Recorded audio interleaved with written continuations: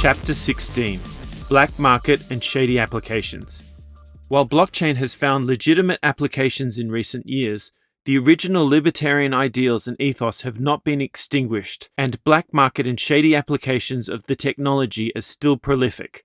While most libertarians may even question the legitimacy of the legal restrictions placed on some of the following use cases, their existence does demonstrate the paradigm shift that blockchain technology has brought about and how the world will never be the same again.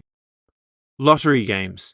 The ability of blockchains to automatically execute smart contracts without even the possibility of human interference has created a number of interesting projects, the most popular one being Fear of Missing Out 3D, FOMO 3D. The website, playing on the prevalence of cryptocurrency-related scams like BitConnect, claimed to be an honest exit scam, giving investors the opportunity to leave with the lion's share of all the money invested by the players in the game. When you first visit the official site at the extremely apt URL exitscam.io, the jackpot prize is priced in Ethereum and appears alongside a clock that is constantly counting down second by second. The objective of the game is to be the last purchaser of a jackpot private key so that you can win the pot yourself. However, there are some rules to the game. First of all, each time a key or keys, multiple keys can be purchased at the same time, are purchased, part of the purchase price is divided equally among the players who purchased the keys before you, while the remainder is added to the jackpot. Thus, the already purchased keys also act like shares from which players receive dividends. Additionally, every time a key is purchased, the time on the countdown timer is increased 30 seconds, and the price of the next key increases slightly. Players also have to nominate their team, one of 4 options, when making a key purchase, as this dictates how the jackpot will be split when the game ends. The conclusion of the game occurs when the counter eventually reaches 0, and the winner, as determined by the smart contract, is the last person to purchase a key. The jackpot is then automatically split 4 ways. 50% goes to the winner, while the remainder is divided between all the other key holders, proportionally predetermined by which team they choose. The holders of the POWH3D token, which will be explained in more detail in the next section, and the jackpot for the next round to incentivize new players to start buying new keys. The brilliance of this game is that it's entirely constructed with smart contracts and 100% decentralized with open source code, so there's no way for it to be manipulated or shut down by a third party. Even if the website was forcibly confiscated, players would still be able to interact with the smart contract directly through the Ethereum blockchain. Decentralized exchange games. Another decentralized application that takes advantage of game theory and crowd psychology is Proof of Weak Hands 3D, POW3D, created by the same developers of FOMO 3D. Run as an ERC20 contract on the Ethereum blockchain, it is also decentralized and autonomous, meaning that no one has the power to co-opt control of the contract, and it has a life of its own. The only way to stop the contract would be to stop the entire Ethereum blockchain, which doesn't look like it will happen anytime soon. To play the game, players first visit the application's website and use Ethereum to purchase POWH3D tokens. The catch is that any buy or sell transaction on the POWH3D smart contract attracts a 10% levy that is distributed to all the current token holders. So holders of POWH3D tokens make money either by earning the dividends from these levies or through the appreciation of the token price. The trick is to hold on to the token until just the right time to sell, hopefully when the price is high enough for the player to make a profit rather than a loss. Naturally, as more and more Ethereum is pumped into the system, the price increases. The objective is to outlast the weak hands who sell at the wrong time. The psychology of the game is actually quite similar to a Harvard University psychology study in which participants were encouraged to pay higher and higher bids for a $20 bill, eventually bidding in the thousands of dollars. Online gambling. Lottery psychology games aren't the only kind of gambling games turbocharged by cryptocurrency. One of the first really successful Bitcoin-based businesses was Eric Voorhees's Satoshi Dice, a gambling game created in 2012 that demonstrated the truly limitless possibilities of decentralized gambling. The premise of the game was simple. Players just sent Bitcoin to the site's website address. The site rolled a virtual dice, and depending on the result, players would either receive back more Bitcoin than they sent if they were lucky, or significantly less if they were unlucky. What made this game so different to any of the more traditional offline and online casino games was that the odds were completely transparent and all the transactions were visible on the blockchain. Satoshi Dice was also revolutionary in that it was a gambling platform that was accessible to anyone, anywhere in the world in real time. Since then, more than 100 cryptocurrency-based gambling sites have appeared online, and in fact, it's quite easy to purchase a white-label, ready-made site for a reasonable price. The anonymous nature of cryptocurrency makes it attractive to gamblers who wish to conceal their identities not only for personal reasons, like not revealing their gambling activities to family members, but also for taxation reasons, as cryptocurrency winnings can be kept hidden. While most traditional gambling sites require credit cards, with cryptocurrency-based sites, no evidence of one's gambling activities appear on bank statements. Cryptocurrency is good for casinos too, as there's no possibility of credit card chargebacks affecting their bottom lines. Prediction markets. One project, Augur, has created an infrastructure for betting on the outcomes of particular events. The premise is that while there are subject area experts, like scientists or economists, even experts are often quite poor at predicting outcomes accurately in their own field of expertise. By comparison, the predictive wisdom of crowds can often outperform the experts. This is where a prediction market comes in. For example, if someone wants to bet on the outcome of a national election, they visit the Augur prediction marketplace and either select the election that they want to bet on, if the market has already been created by someone else, or, if it doesn't already exist on the marketplace, they create it themselves. The market could be defined using a yes or no question, a multiple choice question, or a probability estimate. For example, will Donald Trump win the 2020 election? Users can then buy shares in the outcome they believe will occur, and the probability for either adjusts according to the number of shares bought for each outcome. The proceeds from these share sales are put into a pot that will be divided up among the winners. When the event occurs and the actual outcome is apparent, the market maker reports the result, which must accord with a predetermined news source, and the bet is settled. Losers receive nothing, while the winners receive a share of the entire pot. This kind of market can actually be very useful for giving guidance in assessing certain outcomes. However, there has been some controversy as users aren't limited in regards to the kind of markets they want to create.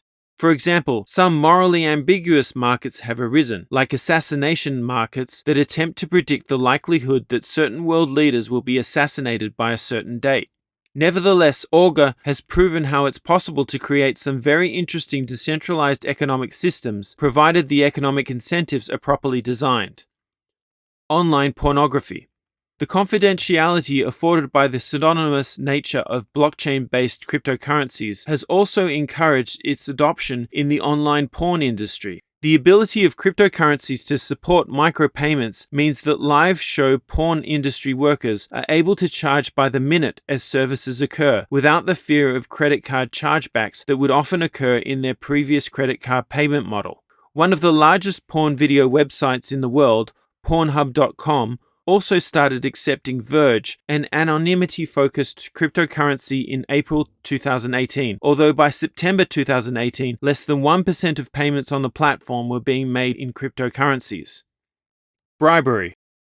The other side of enhanced government transparency is the avenues for bribery that cryptocurrency provides. For cryptocurrency to be given as a bribe doesn't require suitcases of money or bank accounts in the Cayman Islands.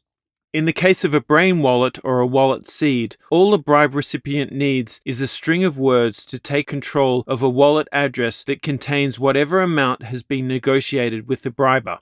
Leaving no paper trail that's tied to a name, it becomes very difficult for corruption investigators to dig into the details of a recipient's financial history. These are the kind of details that have helped so much in the past in revealing the inappropriate facts in criminal prosecutions. It happened in the recent Paul Manafort trial, where the defendant was found to be operating undeclared bank accounts overseas to hide from the IRS, lobbying consulting fees paid by foreign governments. Nevertheless, governments are attempting to at least limit the size of this fiscal escape route by incorporating the larger cryptocurrency exchanges into the Common Reporting Standard International Framework for sharing financial information on financial institution account holders. This means that the data on someone from country A selling Bitcoin on a cryptocurrency exchange in country B will be reported to the government of country B, who in turn will share that data with the government of country A, where that person is a tax resident. However, the bribe recipients can still circumvent these controls by selling their cryptocurrency through other routes like localbitcoins.com or person-to-person transactions. Governments have of course reacted, especially in the US, where several localbitcoins.com traders have received hefty prison sentences for acting as an unauthorized money services business. Another alternative is for the person to just use the cryptocurrency as cash. This is becoming more and more possible as cryptocurrencies become more and more recognized as something of value that can be accepted in lieu of cold hard cash.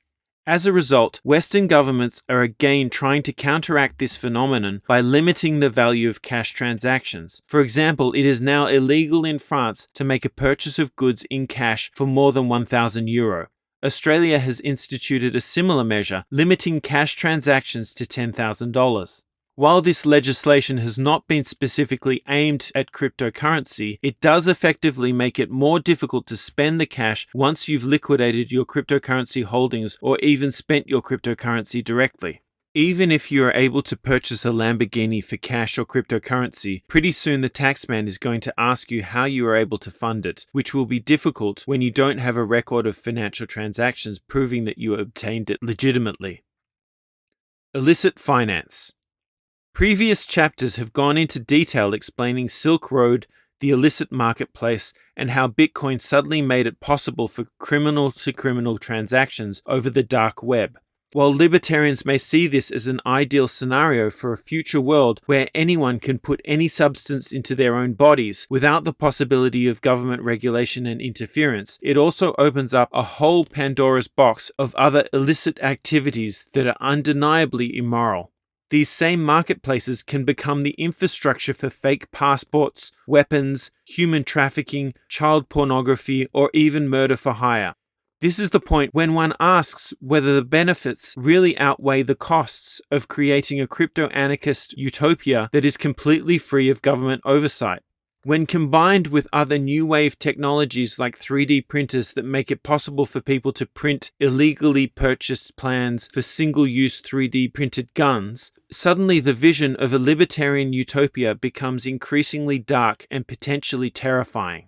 Currently, governments are able to control things like terrorist financing by regulating transactions through the traditional banking system. However, cryptocurrencies suddenly make it possible for supporters of extreme religious ideologies in faraway countries to directly fund terrorist projects anonymously and without fear of reprisals, because there is no way for authorities to link an anonymous cryptocurrency wallet with a real-life identity. It's more than likely that the next 9/11 will be funded using cryptocurrency. Of course, such a discovery will give authorities the excuse to enforce harsher controls that may be in their own interest for other reasons, like controlling the tax base with popular support. Financial sanction subversion. Since the beginning of time, economic sanctions have been a tool utilized by certain governments to extract concessions from their adversaries.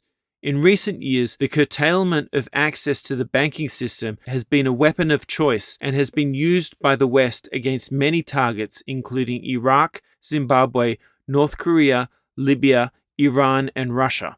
Actually, it was the pressure from the US blocking Iran's access to the SWIFT international money transfer network that pushed Iran to the negotiating table. Now the US has recently reinstated financial sanctions on Iran. The EU and some Asian countries are looking for ways to circumvent the sanctions, as some European companies already have quite large projects underway that may be adversely affected.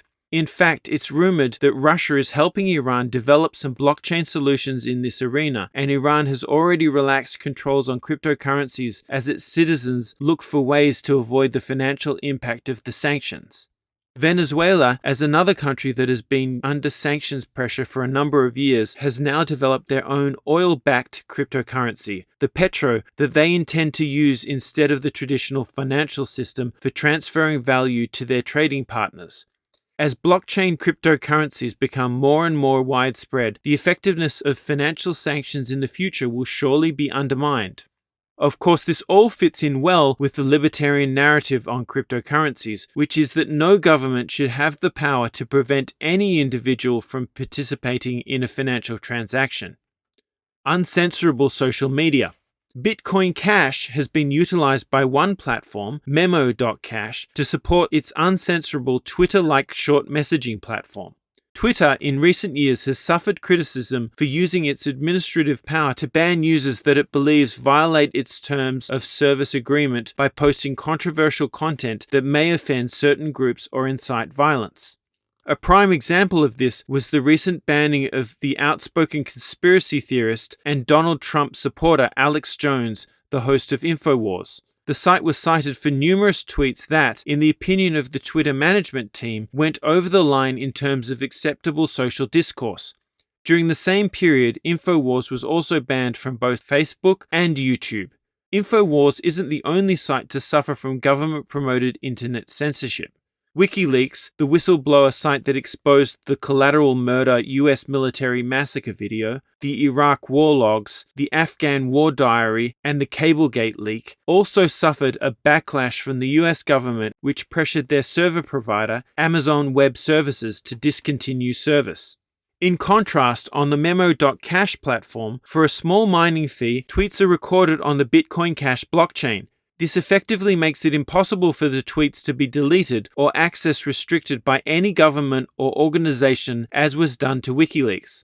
While this is a victory for the freedom of speech advocates and could be viewed as one of the greatest revolutions in freedom of the press since the invention of the printing press itself, it also means that less politically correct organizations like Aryan Nations and ISIS can no longer be silenced either. The ramifications of this invention in the long term remain to be seen. On the other side of the coin, authoritarian governments no longer have the ability to influence what information the public can access. Next episode of WTF is Bitcoin, the cryptocurrency and blockchain guide for dinner parties, we'll be reading Chapter 17, How to Use Cryptocurrency, and we'll focus on the nuts and bolts of actually acquiring and utilizing cryptocurrency. If you enjoyed today's episode, don't hesitate to like, comment, subscribe, and share this podcast with anyone you think will enjoy it. It really helps us reach a much larger audience.